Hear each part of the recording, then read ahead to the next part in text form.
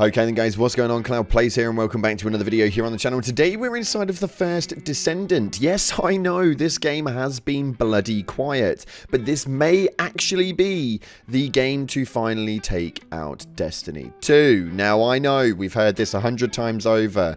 Anthem was a Destiny killer, Outriders was a Destiny killer, they were all freaking letdowns. But this hybrid game seems to have come out of nowhere after designing its whole route around a hybrid of Destiny 2. The Division, we had a bit of Anthem in there, they had a bit of Borderlands style in there, they also had a bit of Outriders in there. The best parts of all games collaborated into one system.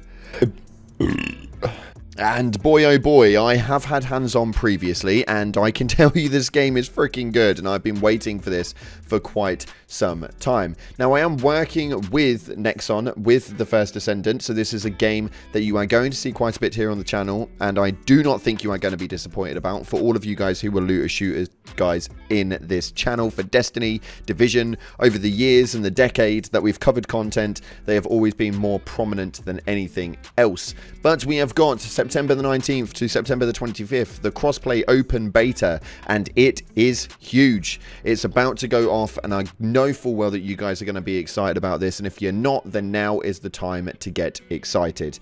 But with that being said, I am going to dive on in, as they have given us a load of information over the last week, so we're going to have to break this down over a couple of videos, because there is so much that they have done to this game that I just want to make sure that we can bring as much to this sort of content as possible. So for those of you guys who do not know, the grappling hook was absolutely legendary, and it worked really well. Now they've added a whole new movement device to it, so now you can literally use it to swing around. It is again quite copycat-esque, because it's the same sort of style that we have for Strand inside of Destiny 2, but it is a very clever mechanic as well. I can tell you now that it definitely makes maneuverability a lot better around the map, having the accessibility to a grappling hook, and just as an overall, the game feels amazing anyway.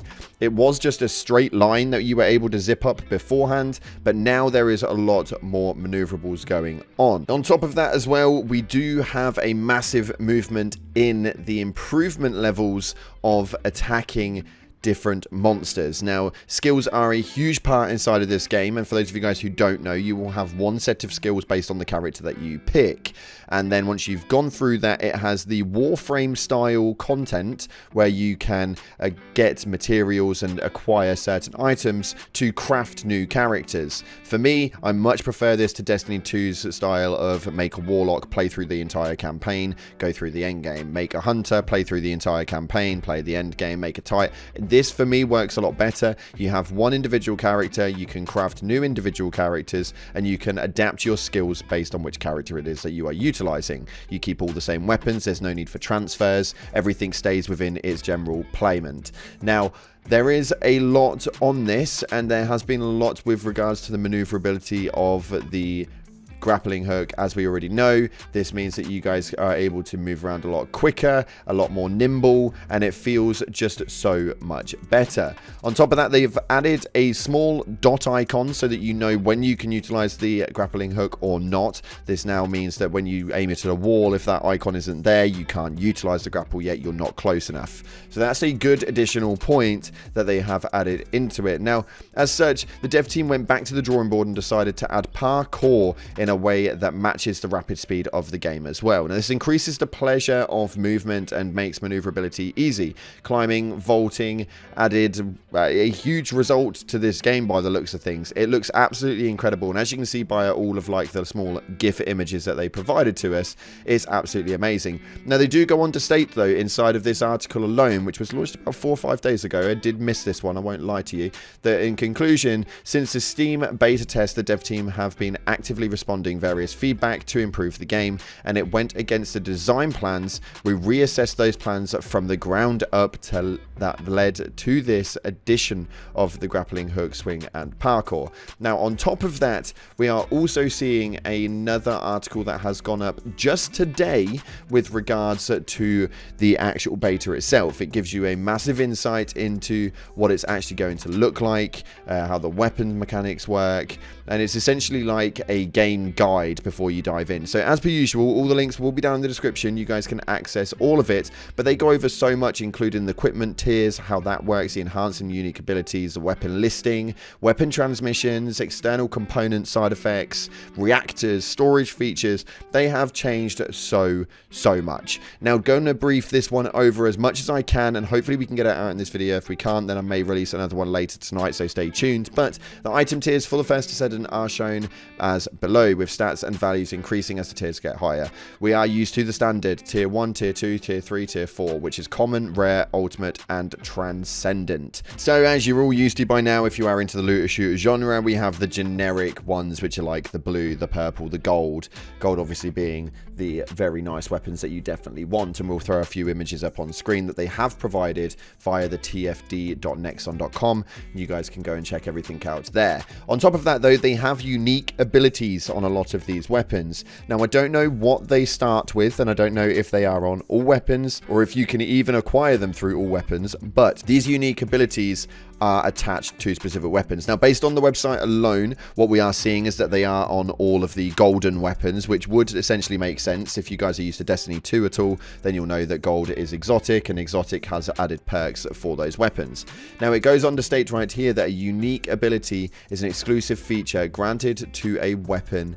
A weapon unique ability cannot be replaced by another unique ability with different effects. So I think that that's exactly what we're seeing with that one, and I think that that is quite obviously going to be the case. As you can see on the screenshots on screen, some of these are very cool, and it does seem that you can actually upgrade these effective abilities to make them stronger as you go along, as you can see again via the images, which should essentially mean that you could be getting some god tier weapons and then just upgrading those, prestiging them up into an absolute demonic point. Now, I've just got to state right here, there is a screenshot of Ajax looking absolutely dapper as hell, and the weapon designs look absolutely incredible. I'm genuinely so impressed with the way that they've designed these weapons. They look really individual, and the only thing that gets me etchy is that we've seen this before inside of Outriders. It's a very similar design for the weapons, actually, as far as the actual icon templates go.